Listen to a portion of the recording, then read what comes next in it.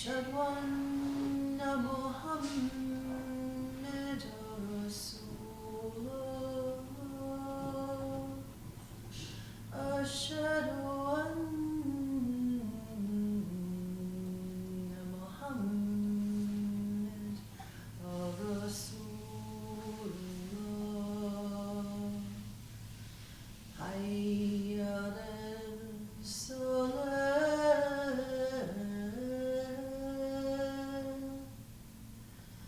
حي على الصلاة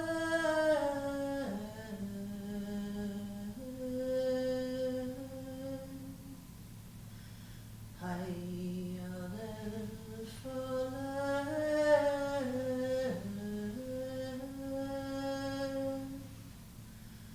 حي على الفلاح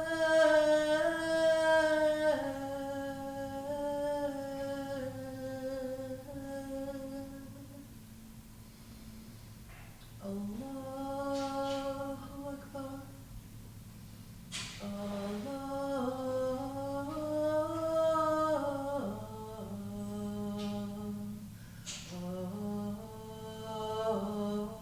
الله أكبر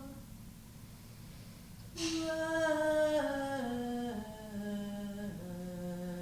إله إلا الله. السلام عليكم.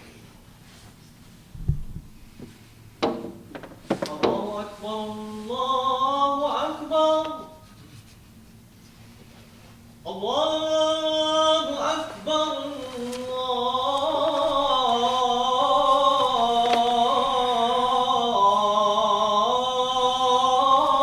الله أكبر أشهد أن لا إله إلا الله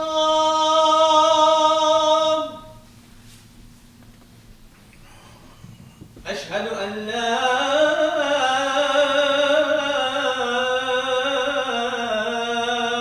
إله إلا الله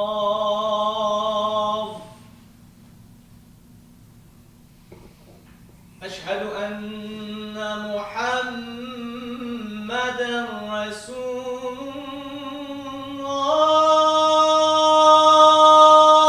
الله أشهد أن محمدا رسول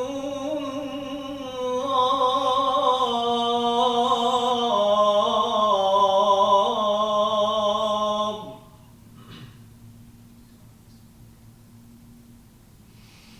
حي على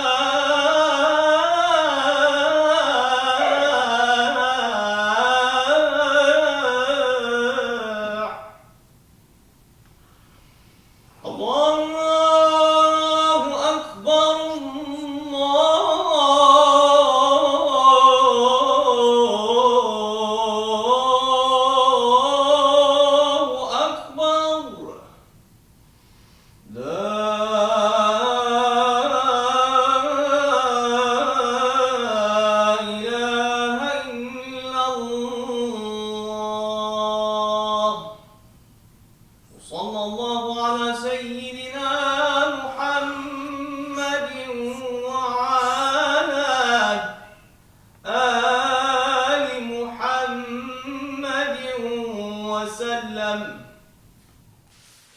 بسم الله الرحمن الرحيم.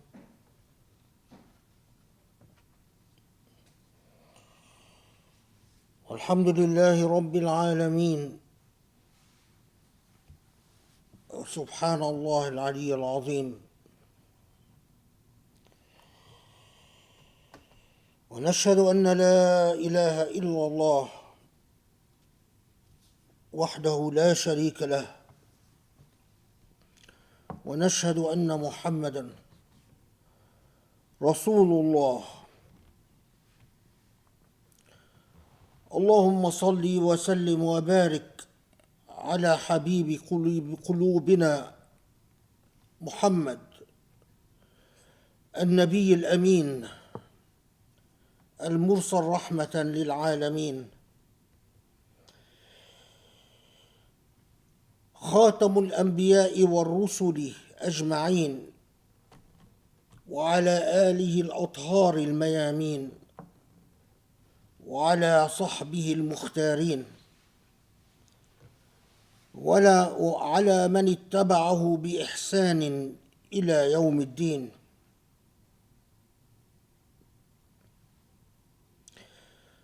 سبحان الله العلي العظيم. نؤمن به ونستعينه ونستهديه ونستجيره ونستنصره، فإنه حقا من هدى الله فلا مضل له، ومن يضلله فلا هادي له. وإنه حقا من والى الله فلا مضل له، ومن يخذله فلا هادي له. اللهم يا رحمن يا عظيم، يا رحمن يا رحيم، يا علي يا عظيم. اللهم إنا نتوسل إليك وندعوك أن تصلح لنا ديننا الذي هو عصمة أمرنا، وأن تصلح لنا دنيانا التي فيها معاشنا، وأن تصلح لنا آخرتنا التي فيها معادنا، وأن تجعل الحياة زيادة لنا في كل خير، وأن تجعل الموت راحة لنا من كل شر. لا إله إلا أنت.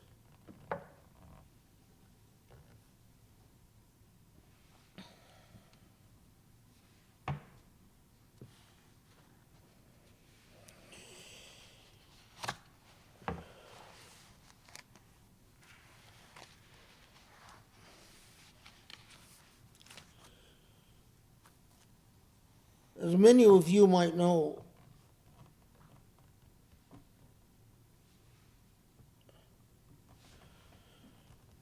the body that was created after World War II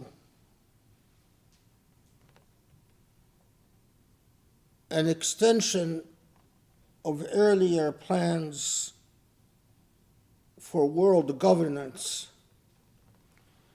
like the ill-fated League of Nations.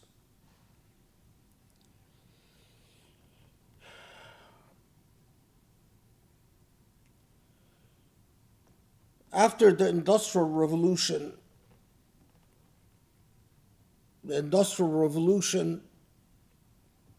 enables a select number of nations in the world to colonize the globe, and in part, but to a significant degree, in an attempt to avoid disastrous conflicts between imperial powers.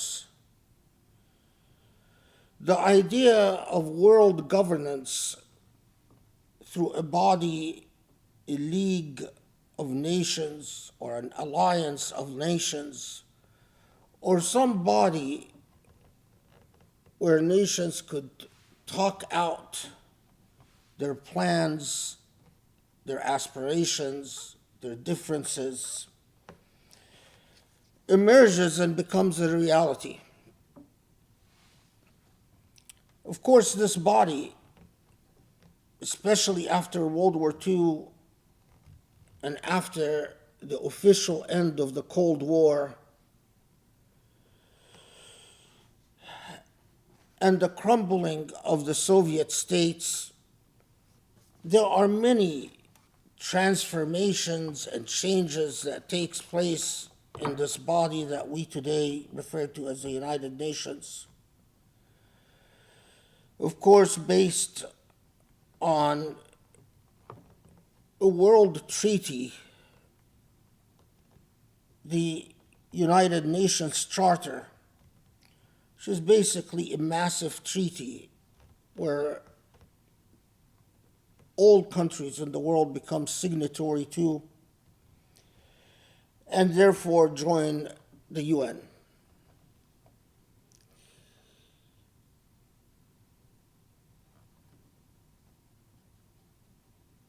The UN has had numerous failures and numerous successes.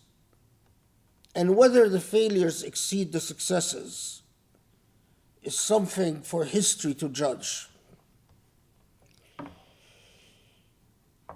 And here, when I say failures or successes, I mean by the terms of the very treaty that the United Nations is based on, the UN Charter. The UN Charter, as a multi-party treaty, as a global treaty, enunciates its own aspirations and goals.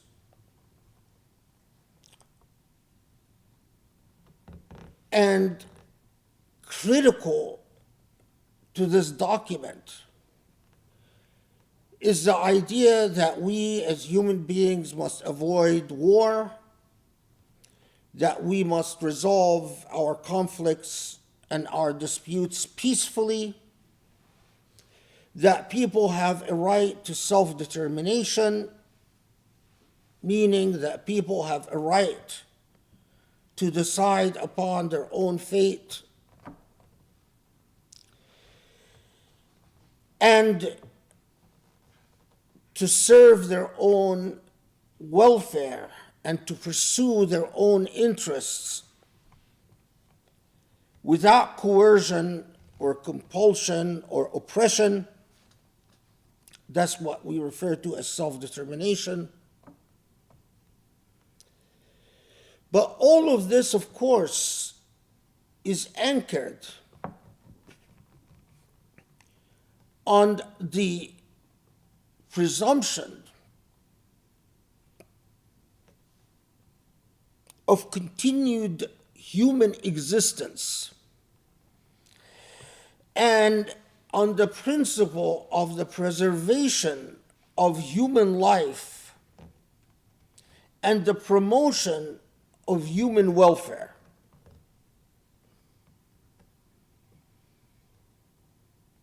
The preservation of human life and the promotion of human welfare. We must serve the interests of humanity because everything would be defeated. It would be entirely pointless if the United Nations is unable to preserve or serve the interests of humanity. Put quite simply, if human beings perish, then all talk about peace and self-determination and promoting human welfare is nonsensical. It's an obvious point. If human beings are made to perish, then that completely defeats the point of any type of international body and any type of talk about humanity being unified by some type of moral goals or a compact of moral goals.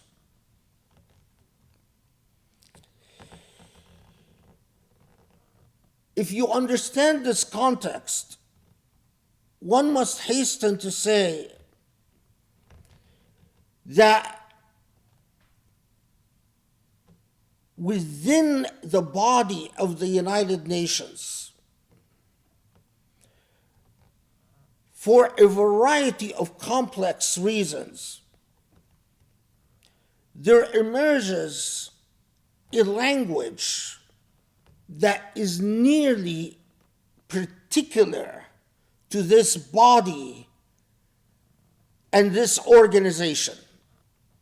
In other words, there emerges a language that is specific to the way that representatives of nations speak to one another in the United Nations.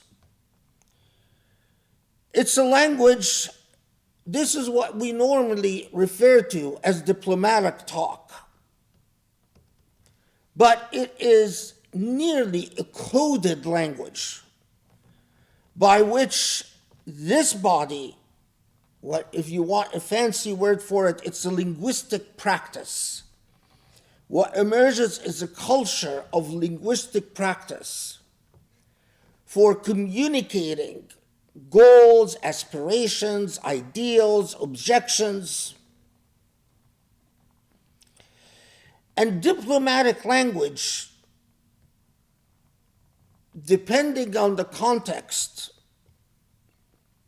it's like it needs a sharh, it needs a commentary that sort of deciphers and communicates what the language of diplomacy is saying in this body that has been created ostensibly to serve the collective interests of human beings.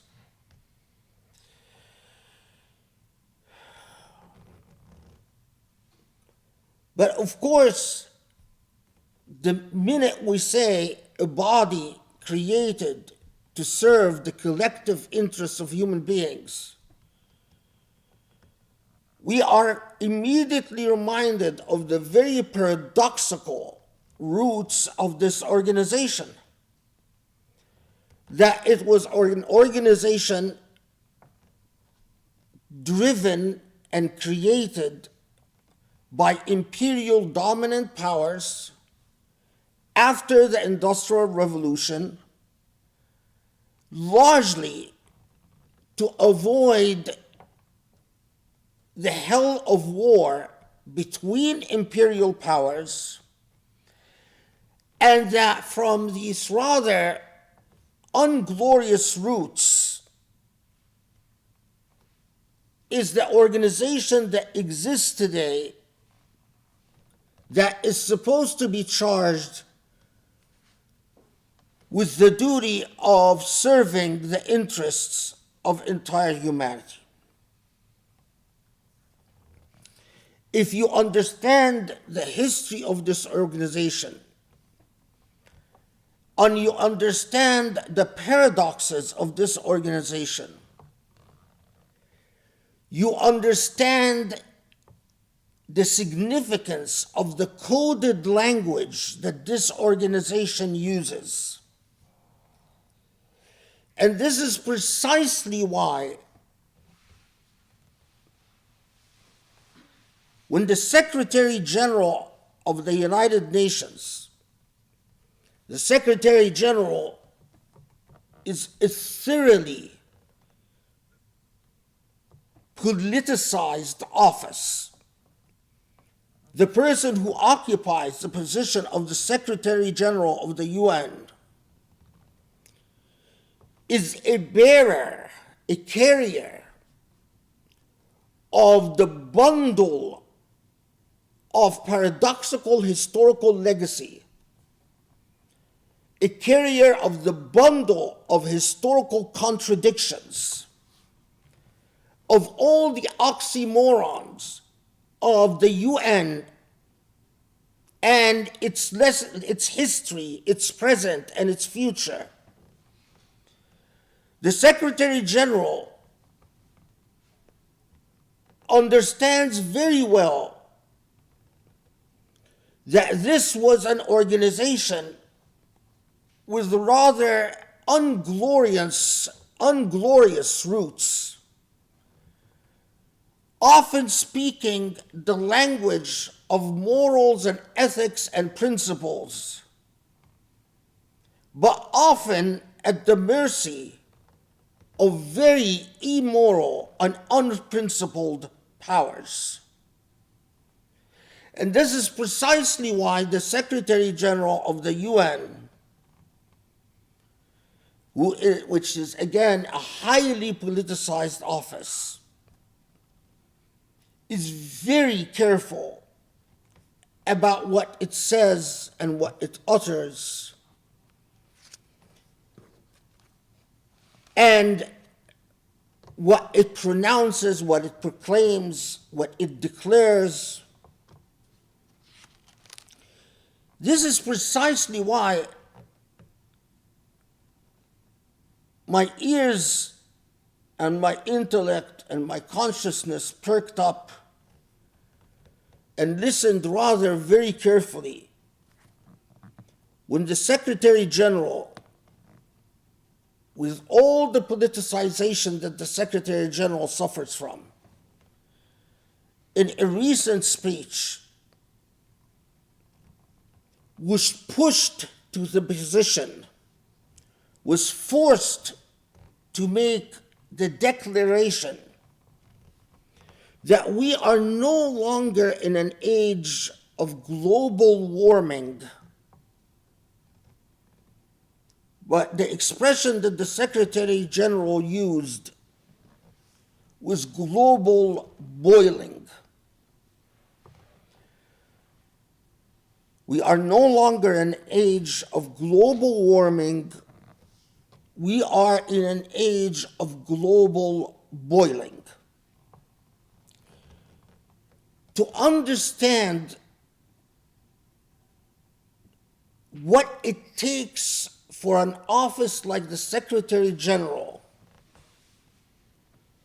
to be pushed to the point of making a statement that the Secretary General is very aware of the fact that this statement is not going to sit well with numerous right-leaning forces in industrialized and powerful countries.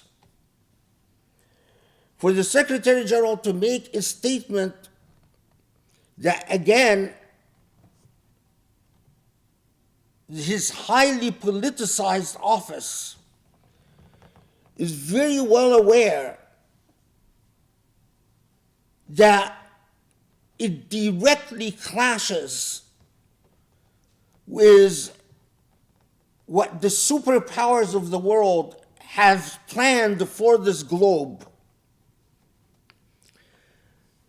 indeed demands that every moral human being pause and pay careful attention. What pushed this rather highly politically compromised office? What pushed that office to take such a categorical position that will bring it in direct tension with extremely powerful forces within the United Nations?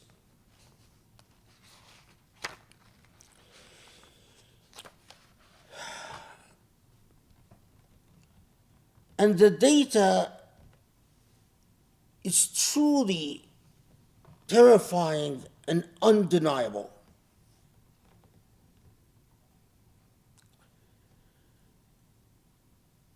That one is truly challenged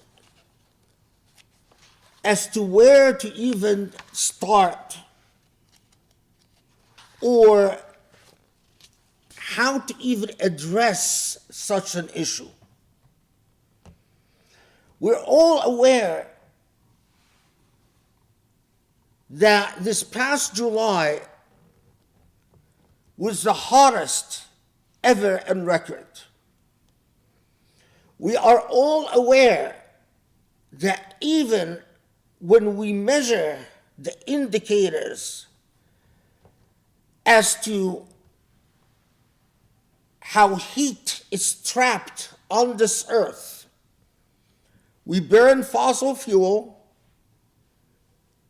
we eject pollutants into the air, and heat becomes trapped in the Earth's atmosphere because of these pollutants, and because heat is trapped because of these pollutants, it warms the earth. And according to the Secretary General, we are not any longer talking about warming the earth, but literally boiling the earth. And this is why it is extremely significant that this summer was the hottest on record ever.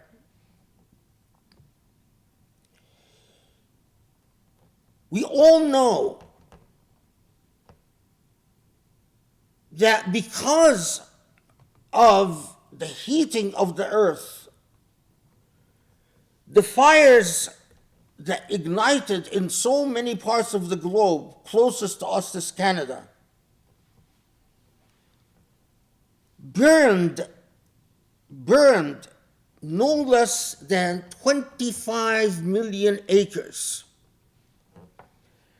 And that the smoke that was produced by the 25 million acres burning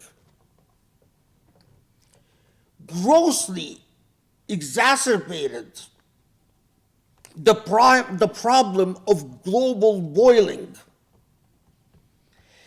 And that these fires promise to be not the exception, but the rule in the future, and to be a rising problem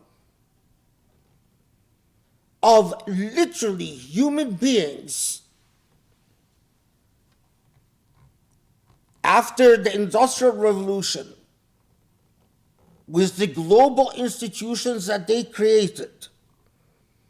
Human beings are murdering Mother Earth, and in the process, murdering one another. The statistics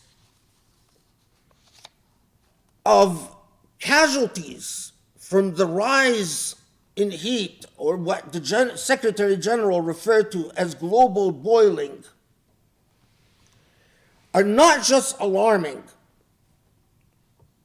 but all the studies about the projected future are truly terrifying, although not surprising.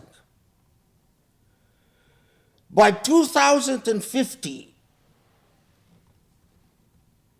so much of the earth will literally become unlivable. But what is truly exacerbating and terrifying is that when you pay attention, you find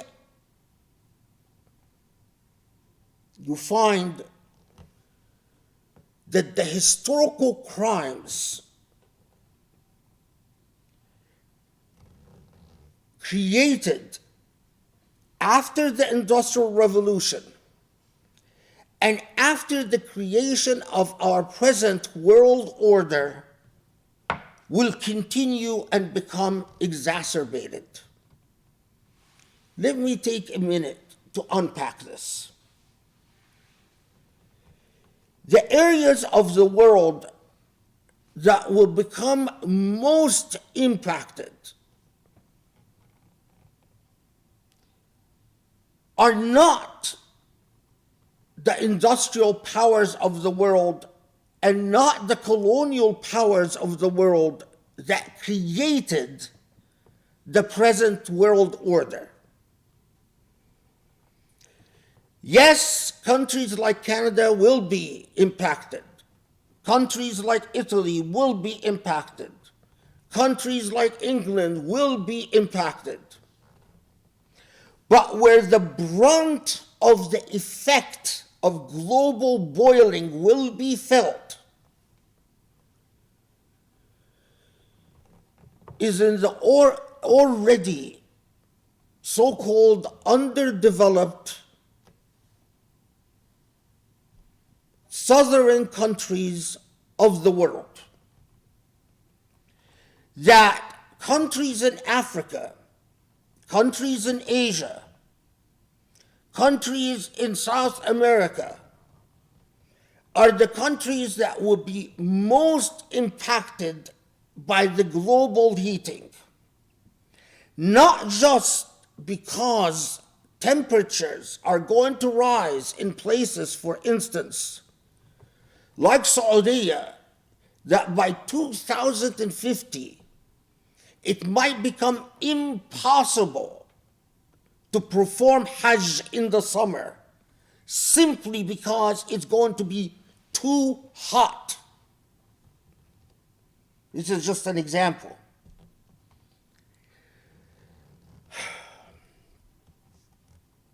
It's not just the rise in heat, but because these countries are cursed with governments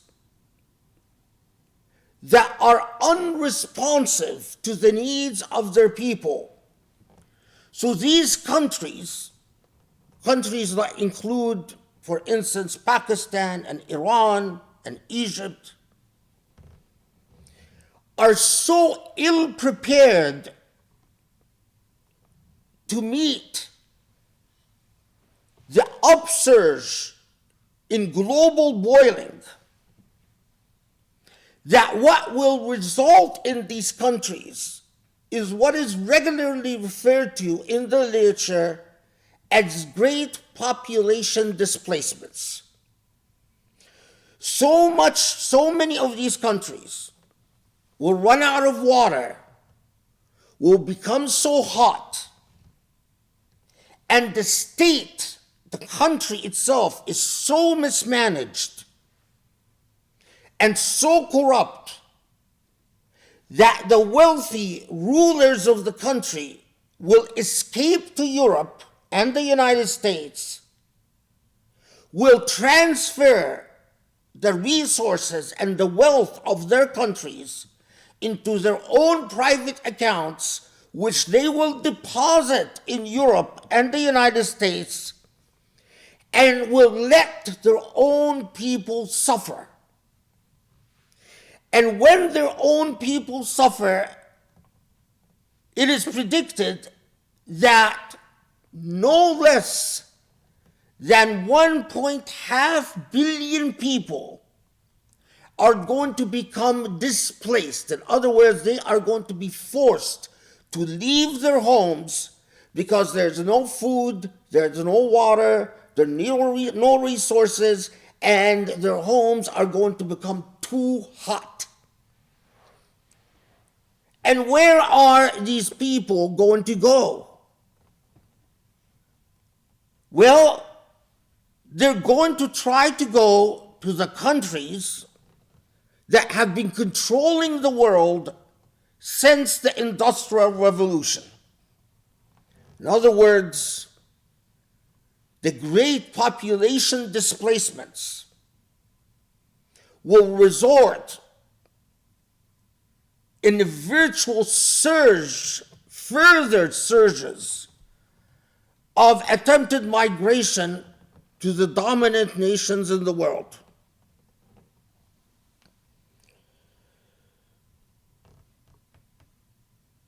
This is precisely the paradox about the right wing in Western countries. While the right wing keeps proclaiming the environmental crisis, in fact, the environmental disaster now, to be fake news, what is really at the genesis and the basis of this proclamation is not that they really believe this to be fake news. I submit to you that not even that, further away from their subconscious, at the surface of their conscious, they know what's happening to the earth. But what they're saying is, we can ride it out. We can survive as long as we keep the displaced, dark-skinned people of the world away from us. As long as we tighten our immigration laws and tighten our borders and keep these dark-skinned people away, we can maintain our standards of living, and we can maintain the colonial paradigm. An elite race of people enjoy the fruits of the Industrial Revolution. This has been the paradigm now for centuries. The Industrial Revolution needs energy. We get this energy from any part of the world. We, in fact, treat the world as if it is our toy in order to get the energy we need to keep the Industrial Revolution going. And the energy we need is fossil fuel. And we burn the fossil fuel to create the energy we need to maintain our privileged position. What happens to the rest of the world as we extract and obtain and enjoy the fossil fuel and exploit our energy needs? What happens to the rest of the world is not our concern. And we let the dark-skinned people starve, die of thirst, have civil wars, because that's what happens when people run out of resources. They start fighting with one another. Most importantly, in order to obtain the fossil fuel we need, we cannot afford for these people around the world to wake up and to govern themselves and rule themselves, because if they did, they will stop signing these highly corrupt contracts that provide us with fossil fuel at a very cheap price, considering our energy needs. So you have the ultimate paradox, don't you? You have the United Nations, which is supposed to be a representative body. It is supposed to be a body anchored on the principle of self-determination. It is supposed to be anchored on the principle of promoting human welfare. But as you immediately witness, so the mere fact that this world is not governed by the General Assembly, it is governed by the Security Council. The United Nations Charter explicitly, by its own terms, says that this world is not going to be governed by the General Assembly, where all the nations of the world have a seat, but it is going to be governed by the Security Council, which has 6 permanent members, the victors in World War II, and for the most part, the fathers of the Industrial Revolution. But the fathers of the Industrial Revolution are murdering Mother Earth. The fathers of the Industrial Revolution are murdering Mother Earth. They know that eventually it will catch up with them, because eventually the entire boat will be sunk.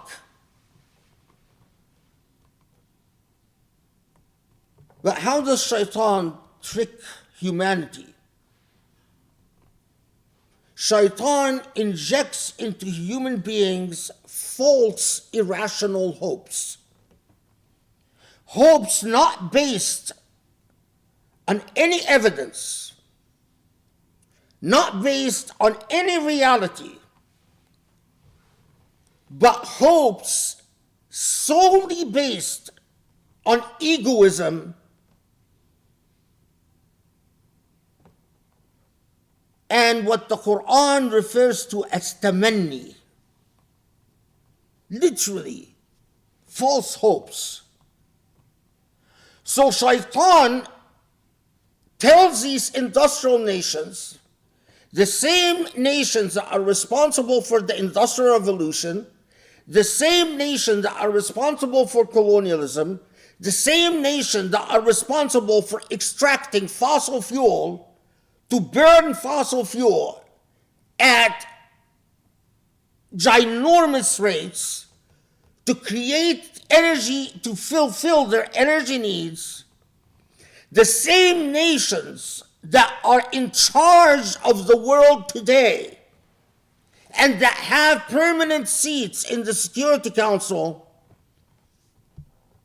yes, there will be a great displacement. Yes, there will be over 1 billion people who find their homes unlivable. Yes, these people will try to run away and find new homes right next door to you as your neighbors. Yes, yes, yes. But you know what? You can close your borders. You can let these people vanish and perish and drown and die and be killed in civil wars. Worse comes to worse, you forcibly install dictators to rule them. And if they don't obey, throw them in prison and torture them to death. And how about you? Well, your wealth can allow you to be the exception to the exception as long as possible, until eventually someone in the life of your grandchildren will invent a technological solution that will allow your great-grandchildren to maintain their elitist and privileged position vis-a-vis the rest of the world. This is true stock. The true stock is that the masters of the Industrial Revolution, who never cared about how the dark-skinned world lives or manages, have false demonic hopes. They're not concrete hopes. They're not based on anything, but they're well imagined.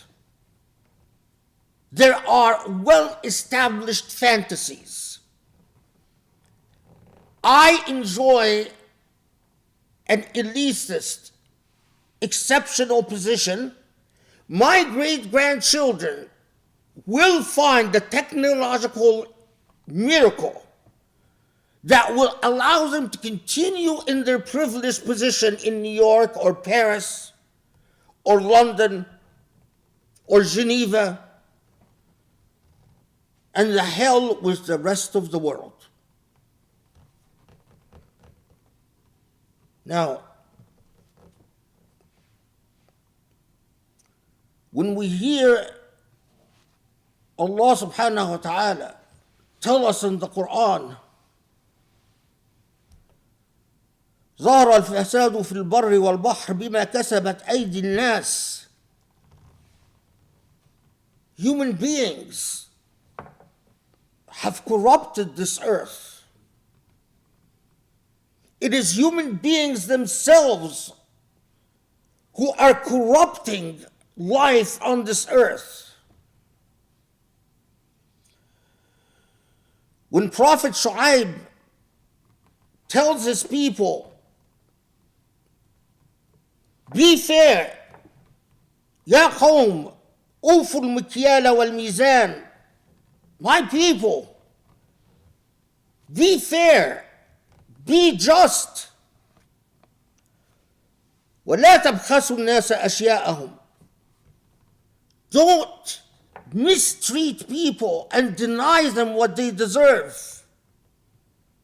And what comes after that? And do not corrupt the earth. When Allah subhanahu wa ta'ala in Surah Al-Baqarah tells us about people who believe that they're special, they believe that they're good. You talk to them, they say, we are muslihun, we are good doers. But when you look at the results of their actions, يهلك الحرث والنسل,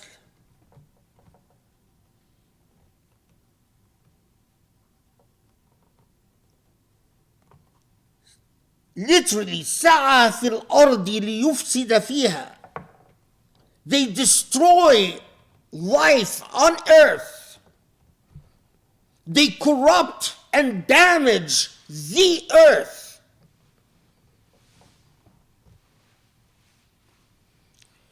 Incidentally, someone sent me an article that he wrote. His pseudonym is Sheikh Socrates. And Sheikh Socrates wrote a very interesting article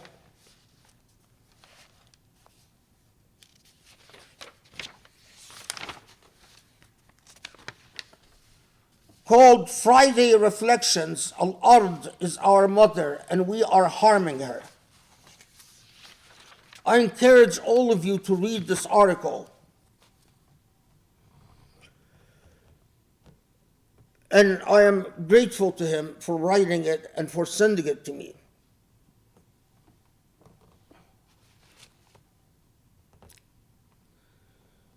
So, again, we have not just a historical instant of contemporaneous momentary failure, but the entire direction since the Industrial Revolution has been a thorough moral failure. It has been a racist failure. A privileged race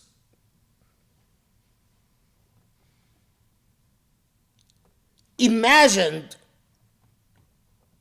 that they've answered the cosmic questions through science. But all they did is create a world, and by a world means largely an imprint of the world, with avaricious energy needs.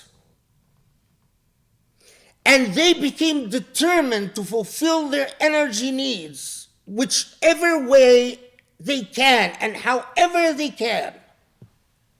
And they use the entire world as their playground to exploit the entire world to fulfill their energy needs so that they can maintain the privileged and elitist life that they've created for themselves.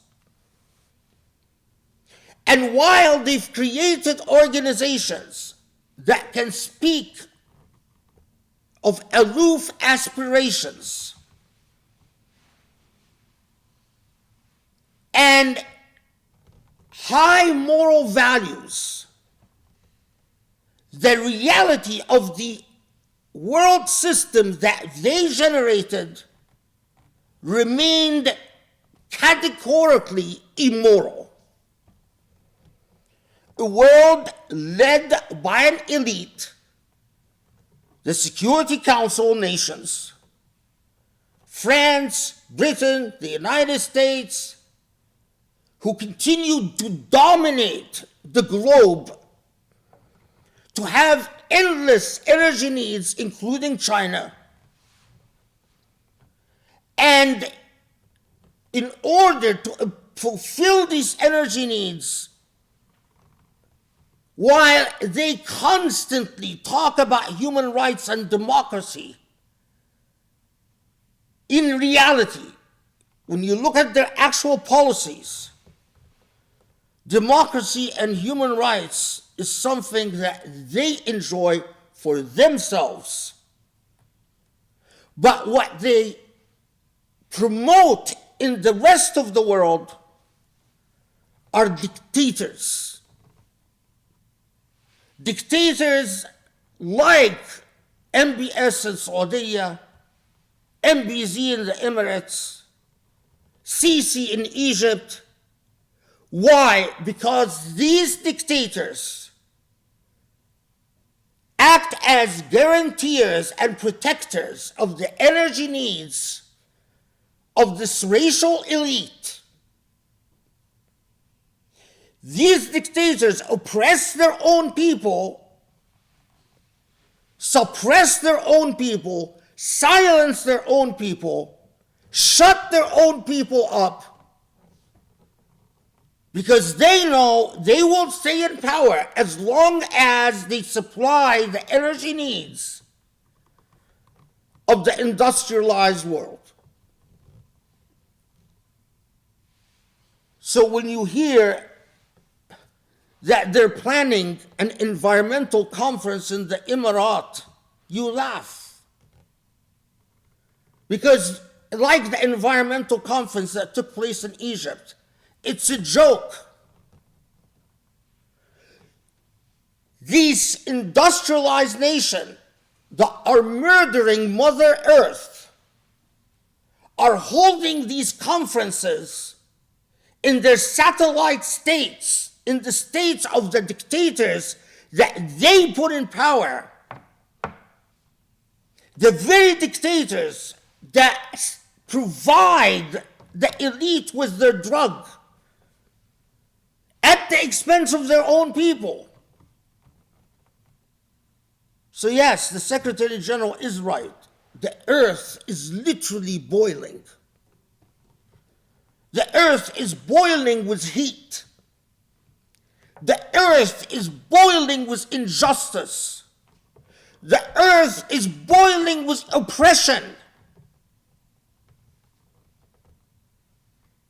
This is precisely why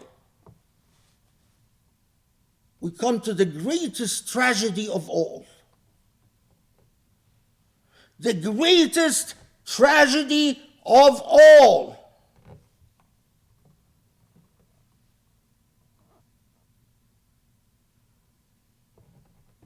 Who have been the number one drug supplier to the industrialized elite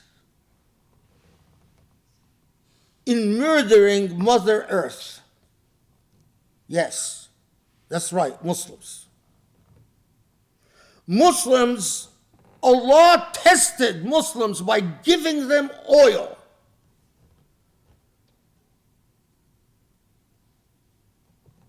Muslims allowed the most corrupt dictators like MBZ and MBS and Sisi of Egypt to take power and to become the drug suppliers to the white elite that has oppressed the world since the Industrial Revolution. We come to the greatest tragedy of all. In this grim picture where Mother Earth is dying,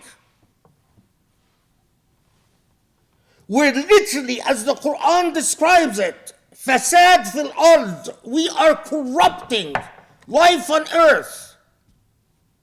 Where are the Muslims? Muslims are freaking out because an imam in Indonesia allowed women to pray next to men, to have their lines side by side. Muslims are making their first and number one cause is to persecute and oppress homosexuals and gays and the like.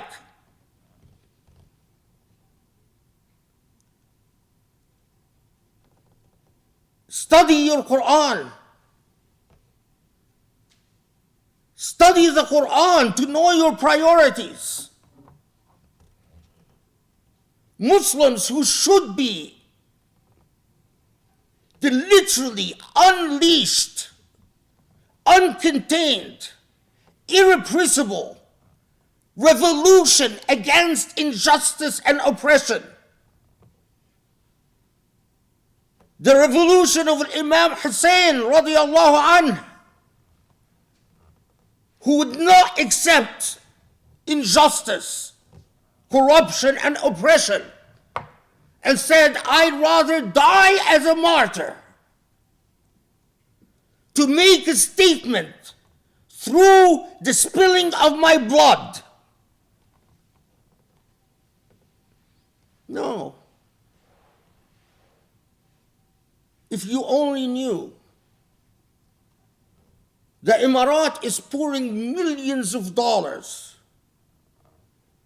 to encourage theologians in the Sunni world who demonize Imam Hussein and, believe it or not, are sanctifying Muawiyah and his son Yazid. Because they know that Muawiyah and Yazid defended despotism, autocracy, and oppression. You could try it yourself. Create a YouTube and make it your goal to defend Muawiyah and Yazid and see and watch the millions of dollars that will be poured on you. You will become so rich. All your troubles on this earth financially will be over. You'll go to hellfire, inshaAllah. But that's something else.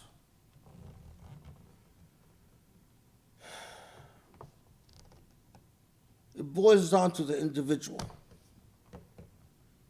Awareness. This is why awareness is the first battle to be won. Simply understanding what is going on is 90% of the game. أقول قولي هذا وأستغفر الله لي ولكم أسأل الله يستجب لكم. بسم الله الرحمن الرحيم. وسبحان الله العلي العظيم والحمد لله رب العالمين.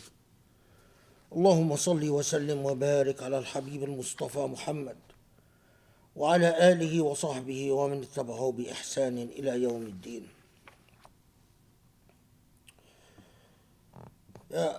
Awareness.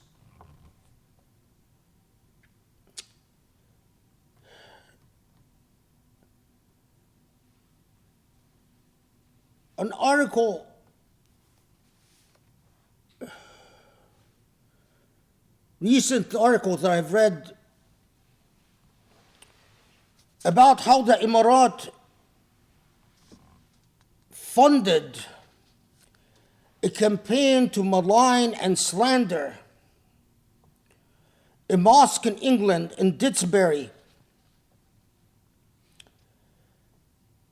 after a terrorist attack that took place in England. The Emirat again paid the Swiss firm known as Alps Services. Alps Services is like a paid ferocious dog. You pay this service to go and malign whoever you want to malign. And the Emirat paid the Alps Services to go and link the Didsbury Mosque to the terrorist attack that took place in England, although police investigations and everything indicated that there was no connection.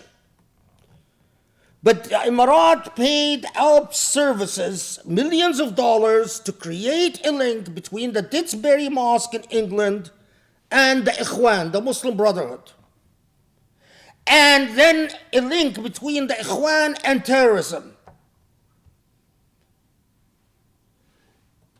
If you keep abreast of news, you will notice that Alps Services, the name of that Swiss firm, has popped up on many occasions in which there is Islamophobic propaganda. Because when Alps Services wants to create a link between a mosque and terrorism, it is forced to use all the stereotypical tropes about Islam and jihad and jihadists and militants and fanatics and extremists.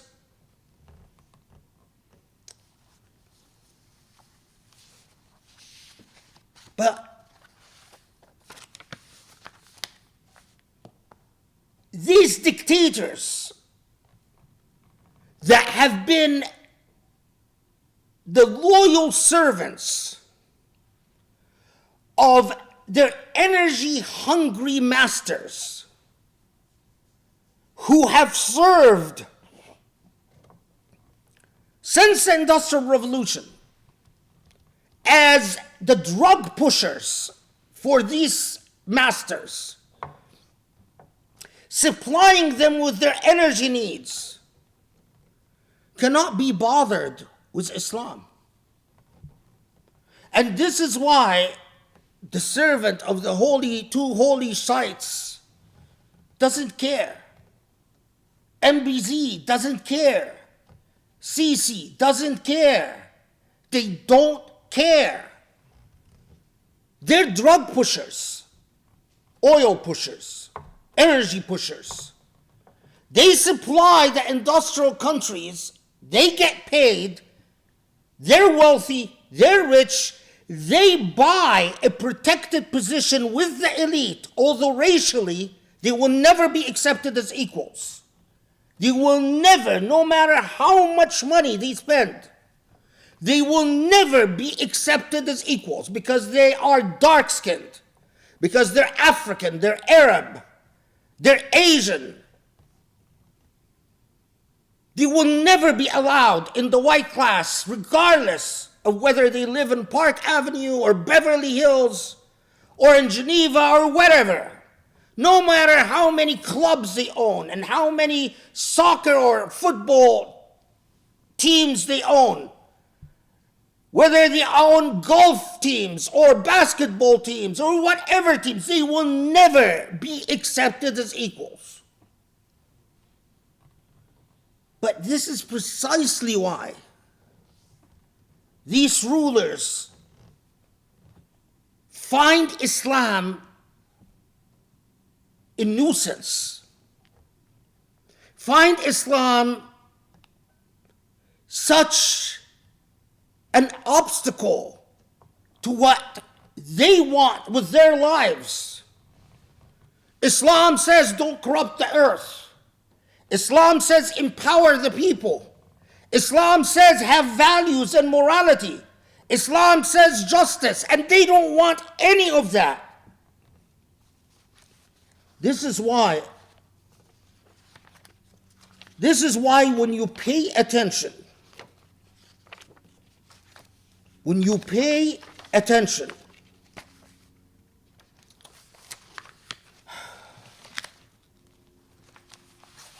I mentioned in previous khutbahs that there was a respectable, honorable man called Abdul Aziz al-Ansari in Qatar.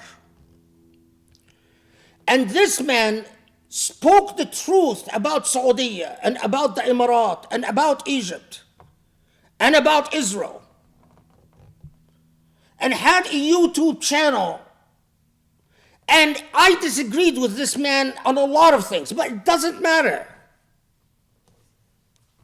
At least he existed with immorally conscious discourse.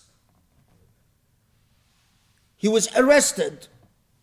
Well, I learned just yesterday that this man was released, but he was banned from ever leaving Qatar for the next 10 years. He cannot leave Qatar for the next 10 years. And he is not allowed to use social media, period.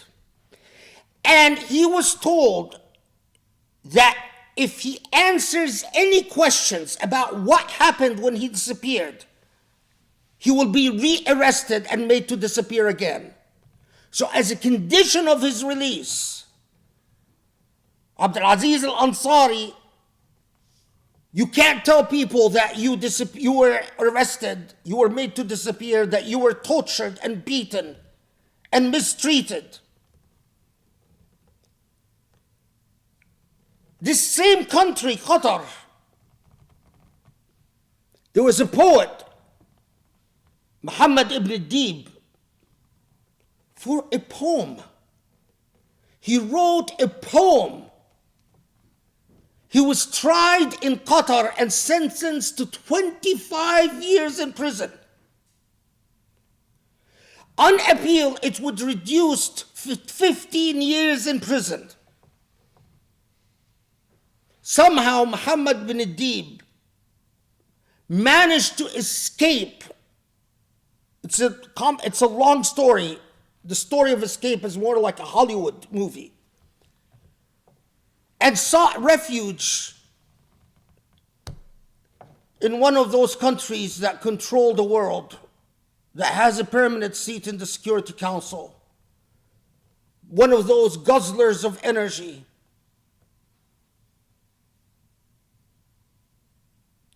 And the trauma and the sadness. Look, this is Qatar. Qatar that created the Jazeera channel.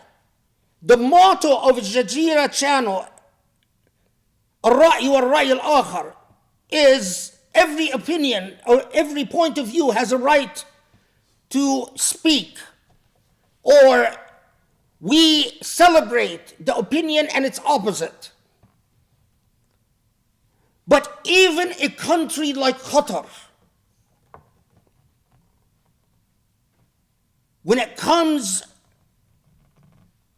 to the actual exercise of self-determination by its own people, whether in the Qatari, Abdul Aziz al-Ansari, they arrest him, torture and shut him up. In the poet, the Qatari poet, Muhammad bin Deeb, they tortured him, sentenced him to a long prison and forced him to live in exile as a political asylee.